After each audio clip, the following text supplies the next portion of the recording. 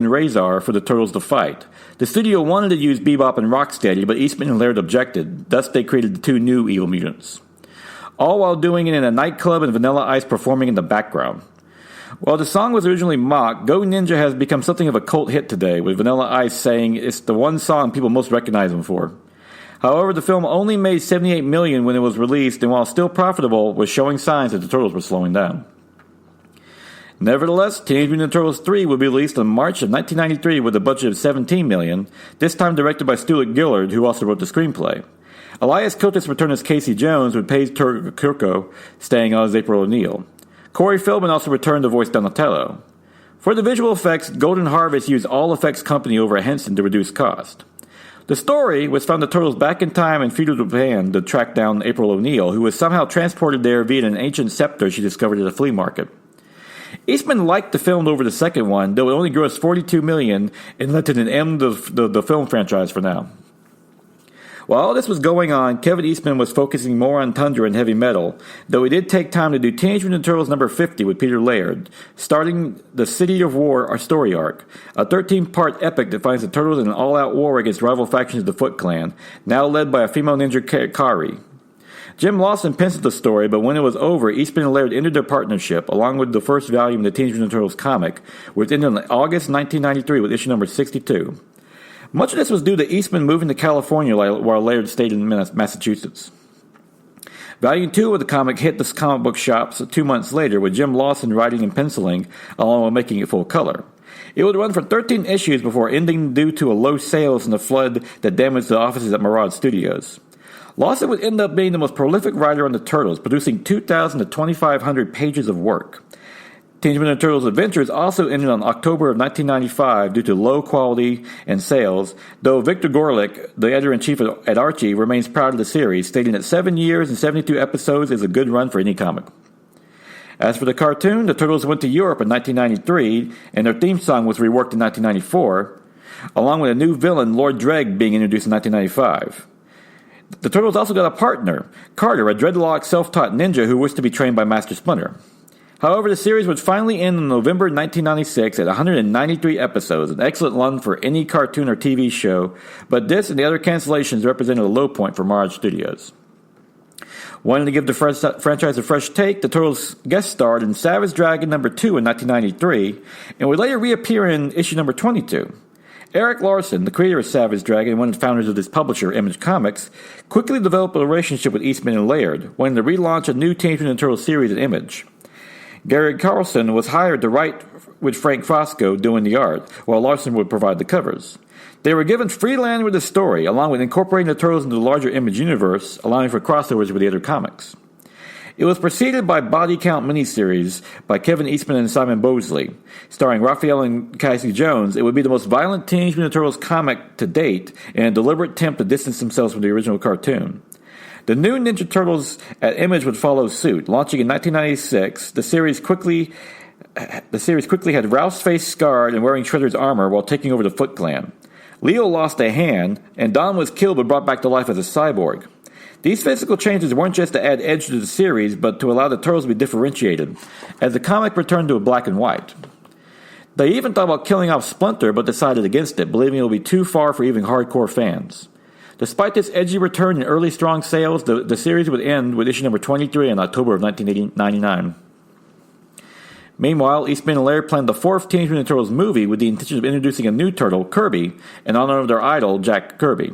However, Saban, the producers of the Mighty Morphin Power Rangers TV show, came along with an idea for a live-action TV series, but wanted to add their own version of a fifth turtle, a girl named Venus the Milo, who would wear a light blue mask that was tied like a braid in the back, meant to resemble a ponytail. Eastman and Laird hated the idea, but Saban wanted it, thus they agreed, largely because the revenue from the series would allow them to keep Mirage Studios fully staffed. Rhonda Smiley was made story editor and writer, with the series titled Teenage Mutant Ninja Turtles: The Next Mutation. Ratings for the series were high, but hardcore fans hated it, especially when they crossed over with Saban's Power Rangers in Space series. Saban eventually canceled the series after 26 episodes due to wanting a larger percentage of the profits, which Eastman and Laird refused. Ultimately, it was this series that fully ended Eastman and Laird's partnership, as Laird bottomed out of Mirage Studios in 2000, though Eastman kept a profit percentage until 2008, when Laird bought that out as well. As for Venus de Milo, she remains the most hated feature of the Turtles' history, to a point that when Kevin Monroe was hired to direct the Teenage Mutant Turtles CGI film in 2007, he was instructed to never incorporate Venus or mention her to Peter Laird. He still hated her so much. With Peter Laird in control of the Turtles now, he set out for a fourth volume to this series with Jim Lawson, which lasted for 31 issues, taking place 15 years after the events of Volume 2, with April and Casey Jones now married, with Splinter acting as grandfather to Shadow, Casey's teenage daughter from a previous relationship. It was launched in December of 2001, having the alien Ultrons reveal themselves to the world, thus allowing the Turtles to come out in the open as well. Since aliens are walking around, Mutant Turtles were apparently another one not much shocking. The series completely ignored Volume 3 on Image, as that was more Kevin Eastman's project than his, and Laird didn't want to follow any material it had no involvement in. Meanwhile, the Turtles were about to return to the cartoons.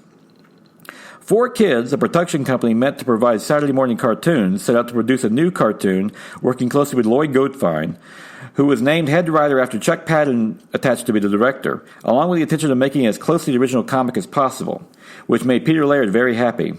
Dongwu Animation was selected for the animation process, while Dancing Diablo developed the color palette, giving the comic cartoon its vivid noir-like style. For the new cartoon, they studied New York City for the setting, along with the past show for references. It would launch on February 8, 2003, running for 52 episodes before ending on March 27, 2010. Playmates produced the toys, while Dreamlay provided a comic tie-in, written by Peter David and penciled by LaShawn Thomas, which lasted from June to December of 2003. Around episode 27, Roy Bordeaux took over as director, who introduced new villains and a time travel concept where the Turtles were transported 100 years in the future, where they teamed with Cody Jones, the great-grandson of Casey Jones and April O'Neil. The series ended up being a huge success, especially with original fans of the series, noting how it stayed close to the gritty nature of the comic, despite being a Saturday morning cartoon kids show. Meanwhile, the Turtles were about to make a comeback in the movies, but this time in CGI.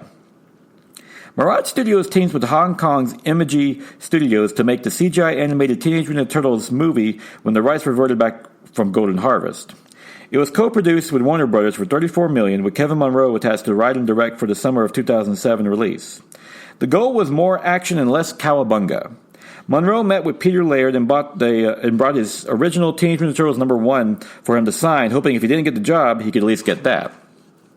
This immediately encouraged Laird that Monroe was a true fan. In return, he did a sketch of Raphael saying, "Dear Kevin, make a good movie or else. Grr." When Monroe got that, he knew he had the job. For the first time outside of comics, the Turtles' physiques were changed to make them more distinctive looking. For example, Dom was leaner, while Ralph was built like a brick house. The film would also feature an all-star vocal cast, with Lawrence Fishburne narrating, while Chris Evans, the current Captain America, who incidentally has some serious geek credit as an actor, just check out his IMDb page, while playing Casey Jones, while Sarah Michelle Gellar played April O'Neil. The story had the team split up at the beginning of the film, with Leo having been often training in Central America, Mikey trying to fit in with the human world, Don was working as an inventor, while Ralph was the vigilante, the Night Watcher. They would re-team to fight against the female ninja Kari, voiced by Zhang Zi, and the favorite character of director Kevin Monroe, who is now the leader of the Foot Clan, along with 13 ancient demons. The film debuted #1 on March 23, 2007, eventually earning $100 million worldwide, and thought the critical response was so-so. A sequel was planned, hinting at the return of the Shredder, along with maybe a third adapting the City at War story from the comics, but it didn't come to pass. On the TV front, a Turtles Forever movie was planned for the 25th anniversary, headed by Lloyd Goldfine from 4Kids animated series and written by Rob David and Matthew Ordick, with Roy Bourdin co-directing. The movie crossed over the original comic, cartoon, and 4Kids series, an idea Goldfine had back since the first season of the 4Kids series. In the series, the Ultron Shredder from the 4Kids series meddles with the space-time continuum, forcing the Turtles from the 1987 and the 2003 series to team up. Kevin Eastman and Peter Laird even cameo when they got a pizza, along with an ending in a black and white as a nod to the original comic. It remains a favorite to this day for obvious reasons. With this series, the fourth volume of the comic book came to a close in 2009, lasting for 30 issues. It will be the first after a dearth the previous years, with 2007 having no Turtles comics, while 2008 and 2009 would only have one respectively. Meanwhile, Mark Friedman decided to move on to other projects, and Peter Laird just ultimately sold the Turtles to Viacom on October 19, 2009. Mirage had more or less ended, with most of the employees moving on to other projects, while Gary Richardson continues to handle some of the holdover Turtle licenses. With this and the success of the 4Kids show, Laird felt the Turtles had evolved past them, but still retained their edge, so it was time to let them go. Peter Laird did retain rights to produce 18 comics a year, with IDW winning the license in 2010-2011. Artist Dan Duncan and colorist Rhonda Pattinson was hired, and Kevin Eastman even returned as a co-writer and cover artist, even doing a layout art for the first story arc. The new series was launched in August 2011 with the 4-part Change is Constant, which revamped the origin of Baxter Stockman, making him more powerful. IDW also started reprints of the older books as part of the new rights deal. To date, the series is still running, having reached 200 issues at IDW, with the Turtles even crossing over with Batman and the Ghostbusters. Viacom immediately planned a new cartoon relaunch of Nickelodeon, with Playmate producing the toys. For the Nickelodeon show, executive producer Zero Neely developed the show and had been a fan since childhood, recalling picking up the first comic in 1984 when he was a kid. He was previously worked on Teen Titans and Avengers Earth's Mightiest Heroes, and when he learned Nickelodeon had acquired the rights for the new cartoon, Neely wasted no time expressing interest in doing so. He worked with Mitch Megalonis, Senior VP of Animation. For this new series, the decision was decided to use CGI for the new generation of viewers, along with emphasizing the teenage side of the Turtles, with Megalonis thinking of them as high school athletes. Rodel Gravo did the unique urban landscapes, and Arvino Marabamba did the storyboards and character designs. Green light was also used to set the atmosphere. For the cast, Sean Astin was voiced Raphael, Jason Biggs did Leo, Greg Sipes as Mike, and in a nice nod to the past, Rob Paulson was cast as Don, having previously voiced Raphael in the original cartoon. Of all things, the look and style of the show was inspired by John Carpenter films and the old Japanese shows. Joshua Stern and another of the show's developers had trained in Tenchi Wachichakinzu, a 1,000-year-old battle art of the Iga Ninja Clan, which he used for the show. His sensei, Chadwick Minge of the Yamato Dojo, even served as a consultant. The show also introduced the Krangs as an entire alien race who created a mutagen, while April was now a high school student with her scientist father, Kirby, a nice nod to Jack Kirby, Eastman and Laird's hero. During the series, April undergoes ninja training while Don develops a crush on her.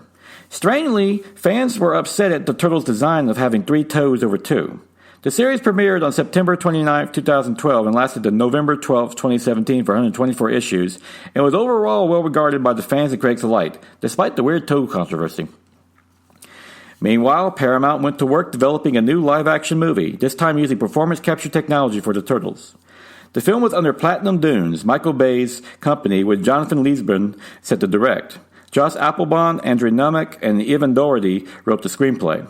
Megan Fox was cast as April O'Neil, with Will Arnett playing Werner Venwick, a co-worker with a crush on her. William Fichtner was set to play the Shredder, called Eric Sachs. For the Turtles, Pete Plotz was cast as Leo, Jeremy Howard as Don, Alan Richardson as Raphael, and Noel Fisher as Mike, all who wore performance capture costumes to interact with the human cast. As with the original live-action movie, the Turtles would have different vocal actors, with Johnny Knoxville voicing Leonardo, while Tony Shalhoub voiced Splinter. However, controversy with the film immediately erupted over Michael Bay being named producer, with many fans still upset over what he did to the Transformers franchise, especially when early versions of the script were leaked, with rumors of the Turtles and the Shredder now being aliens, while the title was just going to be Ninja Turtles will reflect the change.